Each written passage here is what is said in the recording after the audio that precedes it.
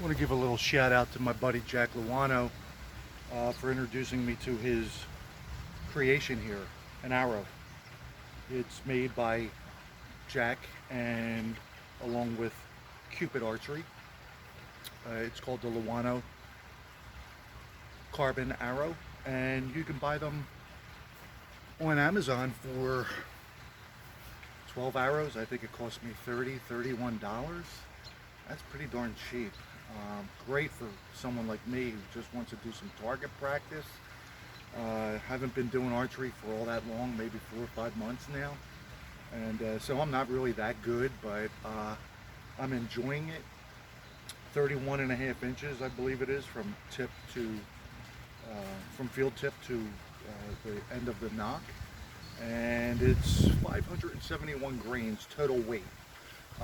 The field tip, of course, is the typical 100 grain tip, and it flies great. It's a carbon arrow. It's economical, as I've already stated. I went into an archery store locally here not too long ago, maybe 2 weeks ago. 6 arrows for $85. That's not including tax. Now, maybe you'll pay that. I'm not going to pay that. Could I pay it? Sure, I could pay it. Do I have the money to buy that? Yeah. But you know what? If I'm paying $85, $86, $90, and I saw them as high as like $150 for 6 arrows in the store, if I'm paying that kind of money, you know what? It better be able to draw the bow back for me, shoot at the target itself, and hit the bullseye. You know, come on, man. That's crazy. You can get an arrow for $2.50. That's going to do the exact same thing as that arrow. I guarantee it. This is rubber or plastic vanes, whatever. It's a rubbery plastic, I guess, 3-inch. Some people, you know, poo-poo on shooting vanes off the shelf, off of a traditional bow. I do it every day, and I actually hit the bullseye. Am I great at it? No, I'm not. But I'm getting better, and I enjoy it. I pad the bow. I use the Luano bow. It's a 45-pound bow at 28 inches, and I love it. This is really nice for shooting, and it's a 500 spine, in case I failed to mention that.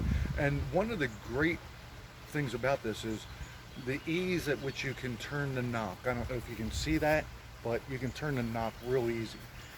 Which leads me to the only con that I have about this arrow. The only drawback that I would say is that someone like me, I make my own bowstring, and because I use braided fishing line and I use 100-pound test, I use 90. Actually, I take that back. I'll use as low as 60-pound test, all the way up to 100. A lot of times I'll use 90, and it's because of the thickness. And you know, you don't have to use a whole lot of strands. I'd make continuous looped strings, and I use braided fishing line as well for the windings. The nocks sometimes tend to get stuck on the string because it's a little bit thicker than the string that you would normally buy. And so I'm going to show you. Here's the drawback. Bang, the nock can come off just that easy. So if it sticks to your string, you may lose your nock, and I've lost 2 already. The good thing is, when you buy these arrows, they give you 6 extra nocks, so that's a plus. So you can lose up to 6 nocks, and you're okay. So it's not bad. It's a great arrow, and I did make Jack aware of that. He said they're on that, and they're taking steps to eliminate that issue or problem. And again, I make my own strings, so mine tend to be, it's overkill. Look, 45-pound bow, you just have to have the tensile strength to be 4 times the poundage of the bow. So 45 times 4 or 5, if you really want to play it safe, is 180 pounds or 225 pounds. I make a 14, what I'm using today is a 14 strand string, and you know, combined, because it's 7 wrapped around it, the loop, so it's 700 pounds of tensile strength around the loops, and then combined, when you wind it for around the nock, it's 1,400 pounds. 225 pounds of tensile strength is all that's needed. I'm doing serious overkill. I've had people say, oh, you're using braided fishing line, that's going to blow up on you. It's never going to blow up. A normal string made by any manufacturer that's 14 strands is going to blow up before my string blows up because of the tensile strength that I'm using. Anyway, you know what, let's fire a couple of these. They go nice and straight. These are basically made for my bow. Oh, you know, I'll just mention the cock feather. If you're right-handed like me, it should be facing out to your left. If you're left-handed like Handy, then it should be facing out to the right. I tend to like it up, just like a compound bow shooter would shoot. And again, I'm not that good. You know, there's a lot of people out there. The guy from Roman Archery, he's fabulous. He's a good shot. Handy is like one of the best that I've ever seen. RW, You Sunk My Battleship. You can follow him. He's pretty good. He's not too bad. He's probably better than I am anyway. And there are others, you know. Sigmund Archery, that guy's phenomenal. I could go on and on. These guys are all good. I've come into this game pretty late. Just took it up about 4 or 5 months ago.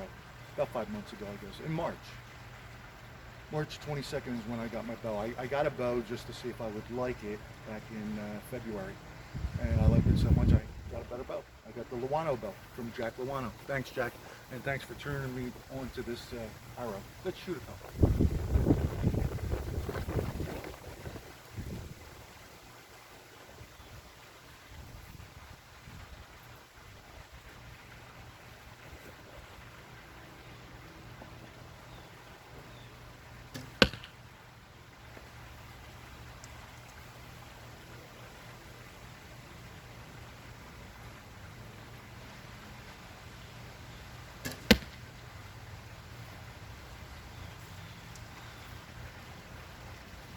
Here is one thing that you can do to kind of solve the problem with the knock coming off. You can apply some tape to it, which I did here, and it seems to work pretty good. I did try to use some Gorilla Glue, and it didn't hold. It's because the center of the arrow is actually aluminum, I guess, and this is plastic, and you're not really going to glue aluminum to plastic without some type of a putty, you know, some type of a polymer or something like that. So super glue and stuff like that, probably, it didn't work for me, but the tape did.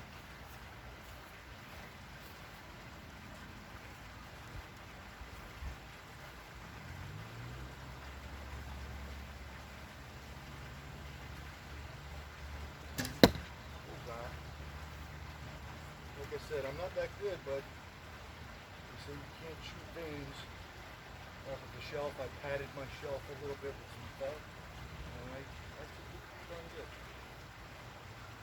There's another bullseye. And I think you can see, hopefully, the reason why I have the camera angle set up the way it is, I'm hoping you can see that it does fly pretty straight. You know, bounce off the shelf and go over. Another bullseye. I've been doing pretty good. But I'm not standing that far back. I'm about 12 yards.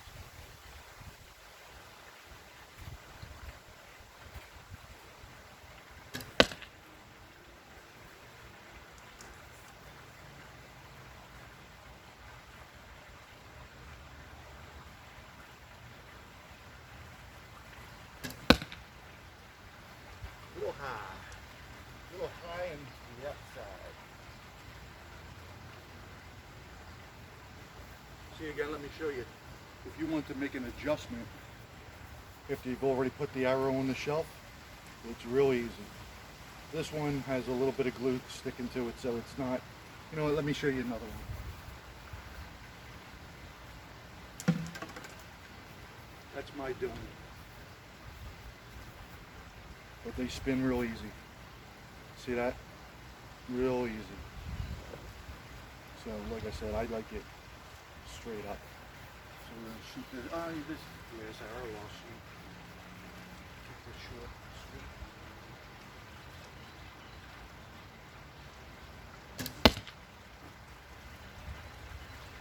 Okay, there you have it. You know what I'm gonna do?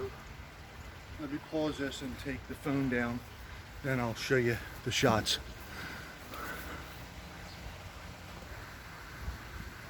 Okay, so here you go. It looks like I got 1, 2, 3, 4 in that bullseye. Okay, like I said, I'm only shooting about 12 yards out. And then I have 1, 2, 3, 4 misses. I shot 8 arrows. I didn't realize how many I shot, but anyway, that's where we're at with the shooting today. Not too bad, right? Especially for a guy that right off the shelf, and they say that can't be done. Well, it can be done, and I'm living proof. And if I suck at archery, boy going bad in his bad archery, I'm sure you could do it too. And these arrows are definitely worth it. Thanks, Jack. I really appreciate it. Love your bow. The bow is awesome. You stand behind your products, as I can attest to.